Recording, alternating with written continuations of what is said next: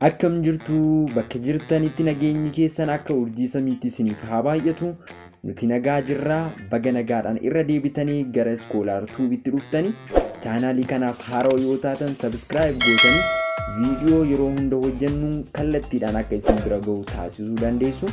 Akkasumas immoo warreen subscribe nuuf gootan sirriitti laphee keenyarraa galatoomaa jechaatoo viidiyoon har'a qabadhee isiniif dhufe present simple tense kan ilaaluta waa'ee present simple tense jechuudha. Akkuma beekamu present simple tense akaakuu present tense keessaa isa tokkodha. Present tense tensota afur qaba. Tensota akaakuu afur qaba. Inni tokkoffaan present simple tense, inni lammaffaan immoo present continuous tense, inni sadaffaan immoo present perfect tense fi inni afuraffaan immoo present perfect continuous tense dha jechuudha. Isaan kanneenis immoo viidiyoo itti aanutti kan sirriitti ilaaluta jechuudha. Serious dha viidiyoon kun.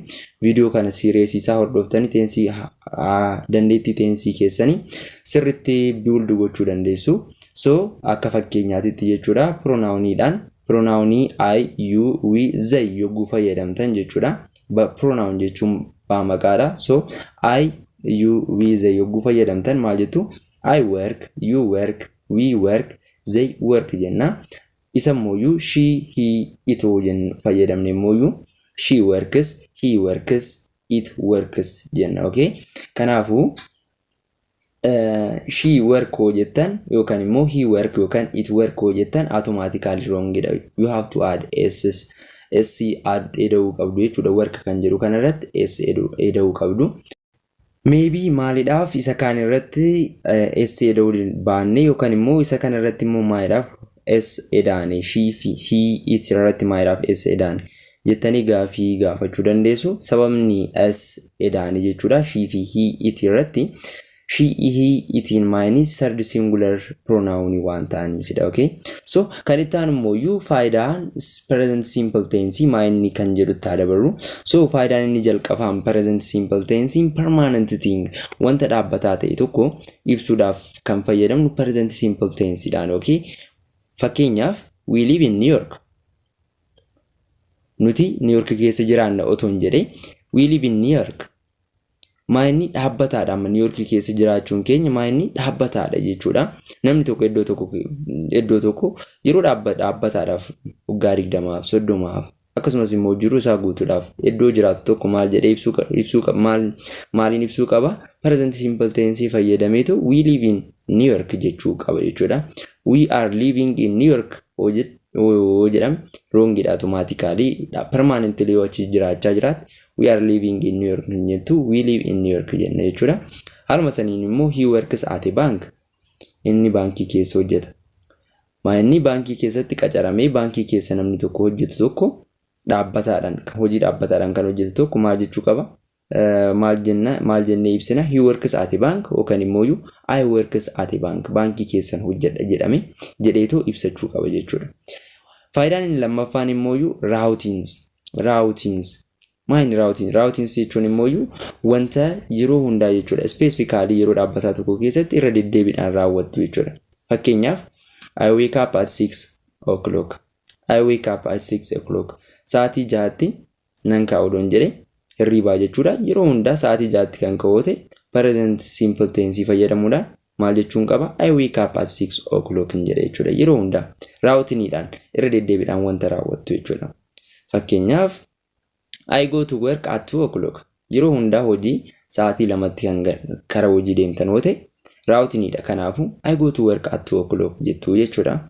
Haala saniin wanta raawwatinii ta'e isin immoo jiruu keessan ni beektu waan ta'eef wanta yeroo hundaa raawwatiniidhaan specific time irratti hojjetan fayyadamuudhaan sentensii build godhuu dandeessu jechuudha.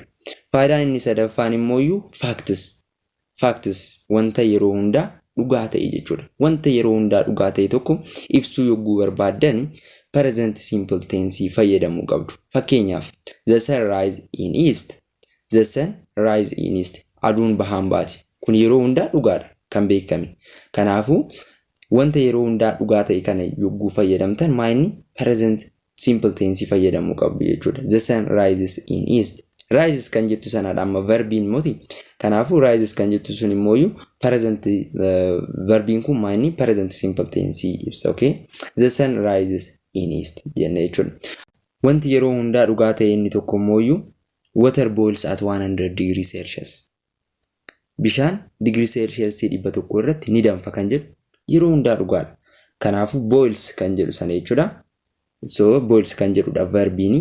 Boils, water boils at 100 degrees Celsius. Bishaan degree Celsius 100 irratti ni danfa jennee wanta yeroo dhugaa ta'e present simple tense fayyadamne ibsine jechuudha. Faayidaan inni itti aanu immoo schedules. Schedules jechuun sagantaa jechuudha. Okay, wanta sagantaadhaan raawwatamu tokko jechuudha. Maaliif present simple tense fayyadamneetoo ibsuu qabna. Fakkeenyaaf our class starts at 9 o'clock odoon jedhe dareen kiyya sa'aatii 9tti jalqaba kan dareen sa'aatii 9tti jalqaba.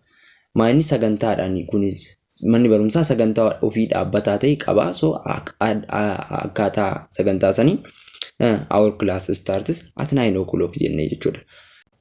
Fakkeenyi itti aanu immoo the flight leaves at noon. Xiyyaarri saafaa yookaan saafaa adeema. So akkuma beekamu immoo buufanni xiyyaara sagantaa ofii dhaabbataa ta'e qaba. Kanaafuu sagantaa saniin dubbanna jechuudha. Sagantaalee akkanaa kanaan present simple tense fayyadamne maal jenna? The flight leaves at noon jenna. Okay, xiyyaarri sa'aatii yookaan saafaa adeema jennee haala saniin ibsina jechuudha. Faayidaan inni dhumaa immoo frequency, wanta irra deddeebiidhaan raawwatamu tokko ibsuudhaaf frequency jechuudha. Maal fayyadamna? Present simple tense fayyadamna. Fakkeenyaaf she always takes the bus. Isheen yeroo hunda baasii fayyadamti. Maal present simple tense dha jechuudha. Yeroo hunda wanta raawwatan tokko jechuudha. Maal isa sanaaf present simple tense fayyadamuu dandeessu. Fakkeenyaaf fakkeenya dabalata she always wears her clothes. Isheen yeroo hunda wayyaa miiccatti. Wanta kasii frequency dhaan wantoota frequency ibsan jechuudha. Irra deddeebii ibsan present simple tense fayyadamna jechuudha. Jechoonni frequency mul'isan immoo muraasni jechuudha. Jechi tokkoffaa never wogguu fayyadamni 0% dha jechuudha. Gonkumaayyuu gocha san hin raawwatu jechuudha. Hin raawwatu fakkeenya hin raawwatu yookaan hin raawwatu. Fakkeenyaaf she always takes the bus kan jedhu sana jechuudha. Never odoo fayyadamne iddoo always jechuudha. Maal jenna? She never takes the bus. Isheen gonkuma baasiin fayyadamtu 0% dha jechuudha sirumaayyuu. Jechi inni lammaffaan immoo rarely immoo 10% to 20%, percentii 10 hamma percentii 20 jechuudha. She rarely takes the bus. Kana jechuun percentii 10 hamma 20 darbeet maal gooti? Baasii fayyadamti jechuudha. Jechi inni taanu immoo sometime is about 50%. Percentii 50 dha. She sometimes takes the bus. Maal jechuudha? Percentii 50 baasii fayyadamti, percentii 50 immoo wanta biraa fayyadamti jechuudha. Okay? Kan itti aanu immoo frequency kan jechi frequency ibsu often akkan jenne often jenna. Percentii 75 dha kun jechuudha. She often takes the bus jechuun percentii 75 maal baasii fayyadamti jechuudha. Percentii 25 qofaadha konkolaataa biraa kan fayyadamtu jechuudha. Jechi inni dhumaa immoo always jechuun percentii 100 jechuudha. Guutumaan guututti jechuudha. She always takes the bus. Guutumaan guututti yeroo hundaa jechuudha. Yeroo hundaa baasii fayyadamti jechuudhaaf jechuudha. Faayidaan isaa kanuma fakkaata. Amma immoo simple sentence fayyadamuudhaan positive structure, negative akkasumas immoo question maal fakkaata kan jedhu ilaalu. So pronoun I fayyadamuudhaan jechuudha. I work positive yogguu ta'u jechuudha. Positive sentence yogguu ta'u maal jenna?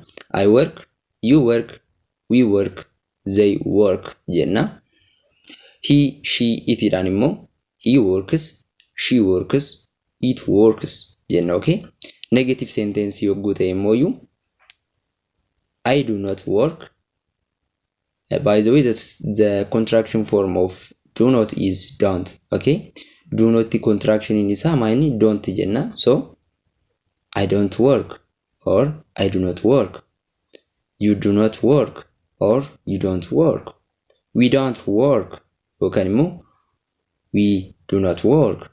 They don't work or they do not work. Jettanii create gootu jechuudha. He dhaan immoo negative structure in isa he, she, it dhaan jechuudha. He doesn't work or he does not work. She doesn't work or she does not work, it doesn't work, or it does not work. Question form isaa ammoo do I work, do you work, do we work, do they work. Do sana maal goona reverse gooneetoo sana booda akkasitti gaafii uumna jechuudha. Third person singulariidhaan yoo ta'e immoo does he work, does she work, does it work jennee haala saniin create goona jechuudha. Inni biraa immoo ruulota eeguu qabnudha third singular pronoun irratti jechuudha. So jalqaba irratti most verbs gochimoonni baay'een irratti maal goona add s jedhaana. Fakkeenyaaf dance dances goona, cook cooks, akkasumas immoo sleep sleeps jennee ss itti jedhaana jechuudha. Verbs ending in s, sh, ch, x. Verboonni immoo s, sh, ch, x dhaan ogguudhuman add es jedhaatu. Fakkeenyaaf kiss kisses s dhaan nume, wish wishes sh dhaan nume, teach teaches ch dhaan waan numeef, fix fixes x dhaan waan numeef jechuudha. Akkasumas immoo verbs ending in consonant y drop y add es. Verboonni immoo consonant y dhaan yogguu dhuman y balleessitanii sana booda ies itti dabaltu jechuudha. Fakkeenyaaf study studies jettu y drop gootanii ies edaatan jechuudha. Try tries jettu.